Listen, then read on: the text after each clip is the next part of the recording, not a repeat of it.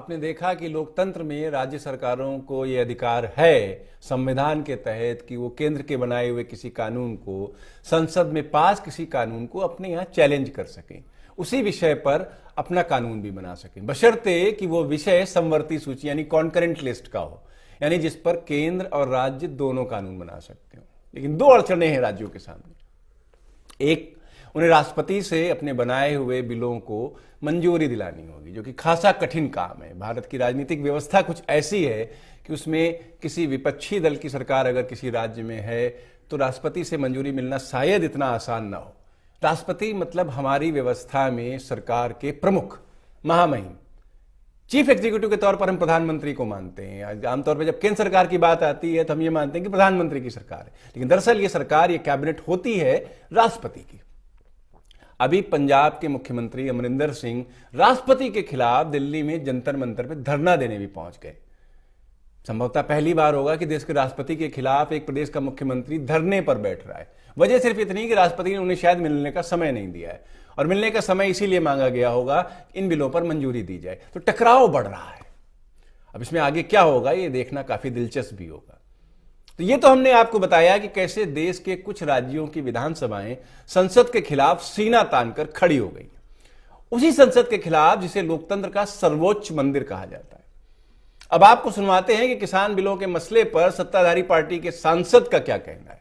हमारे संवाददाता पवन शर्मा ने किसान बिलों पर, इन पर छिड़े बवाल पर और राज्यों की बिल पर नीति को लेकर बीजेपी के राज्यसभा सांसद विजय पाल तोमर से की खास बातचीत।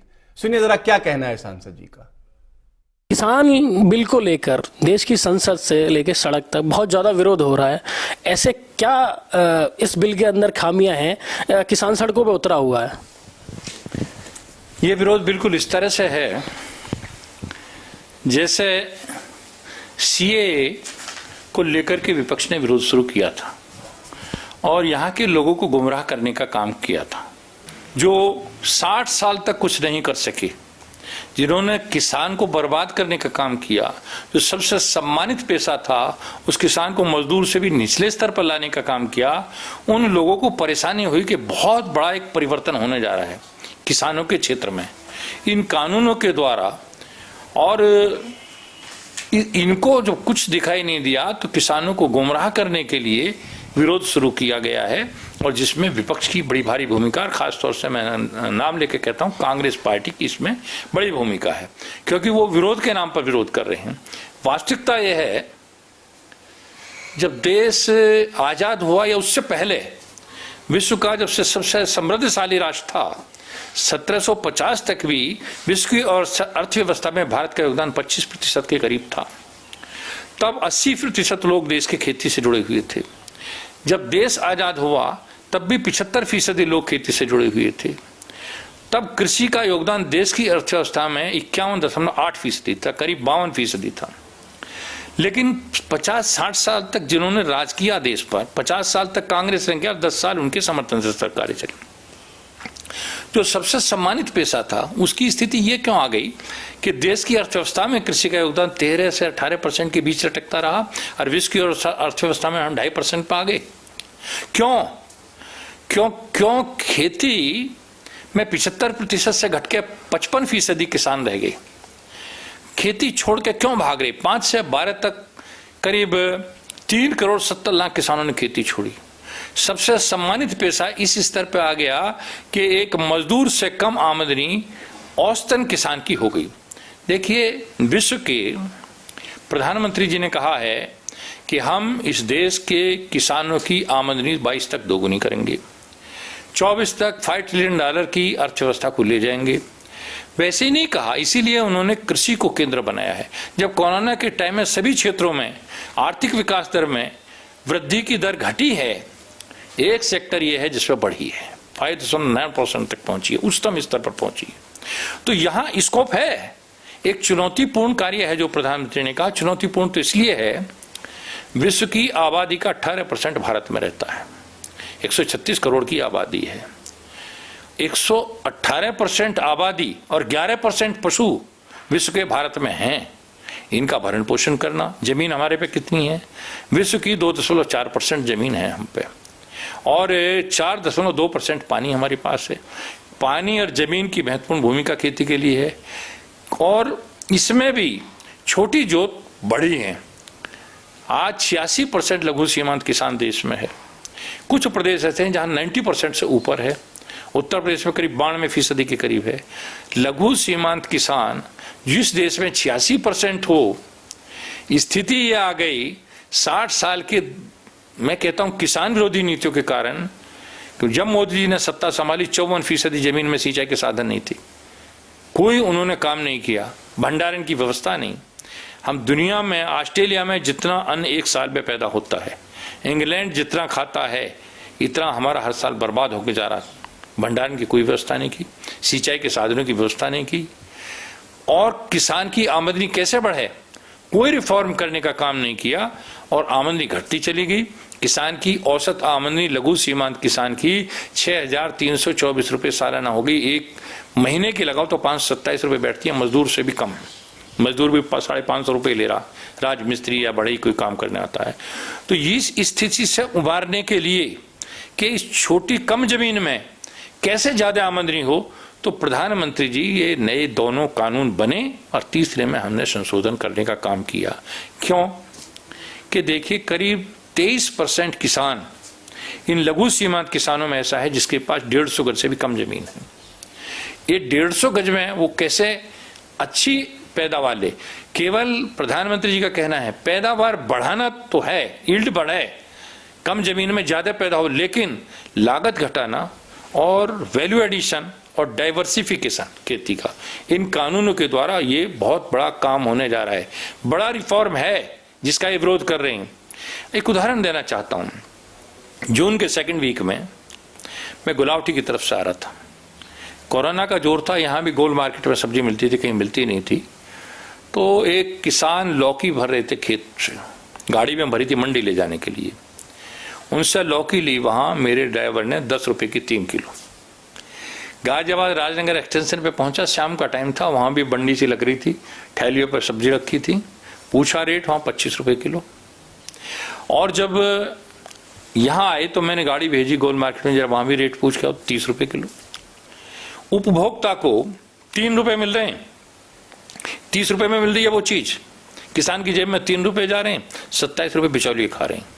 तो जो कृषि अनुसंधान संस्थान ने सर्वे कराया, उसमें यह आया है 70% बिचौलियों की जेब में जा रहा है। अब किसान जो पैदा करता है, उपभोक्ता को यदि 100 रुपए में कोई कृषि उत्पाद मिल रहा है, किसान की जेब में 23 रुपए जा रहे, 77 रुपए बिचौलियों पे जा रहे। उन बिचौलियों को, चैन को तोड़ना, किसान को पूरा का पूरा मिले, इसके लिए कानून बनाया। पहला, इस कानून से पहले आप बागपत का किसान सोनीपत की मंडी में धान नहीं बेच सकता था। जाता था तो उनके ट्रैक्टर सीज हो जाते थे, चालान होते थे। आज पूरे देश का किसान जहां चाहे, जिसे चाहे, जब चाहे बेच सकता है। उसको सारे प्रतिबंध समाप्त हो गए हैं। पहले मंडी या नोटिफाइड एरिया के बाहर बेचने पर प्रतिबंध था, अब वो प्रतिबंध नहीं है। दूसरी चीज ये है कि मैंने ये राज्यसभा में प्राइवेट मेंबर बिल के द्वारा भी एक प्रस्ताव के द्वारा एक रेजोल्यूशन लाया था, उठाया था। जब किसान बोता है तब उसे पता होना चाहिए मेरे को ये दाम मिलने वाला है। इस कानून में ये प्रावधान है, किसान को जब बोएगा तब उसका करार हो जाएगा कि ये दाम आपको मिलेगा। कोई किसान एमएसपी से नीचे तो करार करने जा नहीं रहा। और यदि बाजार में दाम बढ़ जाएगा उससे, जब फसल आ गई, तो किसान को जो करार किया है उससे बढ़े हुए का भी लाभ, बोनस मिलेगा। यदि राट कम हो जाता है बाजार में तो किसान को नुकसान नहीं है, उसको तो वो दाम मिलना ही मिल रहा है। और कानून में ये भी प्रावधान है कि किसान, यदि गलती किसान की पाई जाती है, वो करार टूटता है, किसान का कोई नुकसान नहीं। कुछ एडवांस लिया है बीज का, खाद का, केवल वो लौटाना है, ब्याज भी नहीं देना। और यदि जो किसान से करार करने गया है उसने गलती कर दी, 1.5 गुनी पेनल्टी है। 5 लाख तक के प्रावधान किए हैं, अलग अलग जुर्माने। तो किसान के द्वार पर बाजार जाए। यदि किसान को मंडियों में अच्छा दाम मिलता है तो कोई रोक नहीं है, मंडी चलती रहेंगी, सरकारी खरीद जारी रहेगी। ये भ्रम पैदा करने का काम कर रहे हैं कि साहब सरकारी खरीद बंद हो जाएंगी, एमएसपी खत्म हो जाएगी। अरे एमएसपी का हमें बताइएगा, 2006 में सरकार थी मनमोहन सिंह की, तब स्वामीनाथन आयोग की रिपोर्ट आई थी, तो किसने एमएसपी 1.5 गुनी करी? 13 तक क्यों नहीं करी इन्होंने? मोदी जी की सरकार ने आने के बाद 1.5 गुनी खरीद। सरकारी खरीद भी जारी रहेगी, मंडियां भी काम करती रहेंगी, लेकिन यदि किसान को वहां से अच्छा रेट उसके द्वार पर मिल रहा है तो इनको परेशानी क्या है, इनको दर्द क्या है? यदि किसानियों को बिचौलियों से छुटकारा मिल रहा है, वहीं पर करीब इस प्रावधान के द्वारा ये है कि वहां पर भंडारण की व्यवस्था, मंडी की व्यवस्था, एक ई ट्रेडिंग प्लेटफॉर्म की स्थापना करना, और ये केवल यही नहीं कि कोई उद्योगपति करें, किसानों का सहकारी समिति कर सकती है, एफपीओ बना के किसानों का एक कम्युनिटी बेस्ड ऑर्गेनाइजेशन हो, 300 किसान मिले वो कर सकते हैं। कोई पैन कार्ड की उनको जरूरत नहीं है, व्यापारी को जरूरत है, उनको नहीं है। लेकिन छोटा किसान 1, 2, 3 कुंटल पैदा कर रहा है कुछ, वो मंडी तक ले जाने का किराया लगता है, एक दिन उसका खराब होता है, मंडी में टैक्स और दलाल को जो पैसा जाता है वो किसान में किसी से कटता है और किसान को पता नहीं लगता किसी। तो इससे छुटकारा पाने के लिए यह प्रावधान किया गया है कि किसान के द्वार पर बाजार जाए, पूरे देश में एक ही बाजार हो। किसान के बच्चे अब तक जो जॉब के लिए भागे फिरते थे, जॉब सीकर जॉब प्रोवाइडर बन जाएंगे इसके द्वारा। कैसे बन जाएंगे कि एक किसान सरजीत सिंह और अनिल सिंह मेरठ में हैं, ब्लॉक प्रमुख रहे सरजीत सिंह परीक्षागढ़ ब्लॉक के, उन्होंने चिप्स का प्लांट लगाया। अब से 6-7 साल पहले जब 4 रुपए किलो आलू था तब वो 28 रुपए किलो किसानों को दे रहे थे। वो क्यों दे रहे थे? मौखिक करार करते हैं, किसानों को आते बीज देते हैं अपना।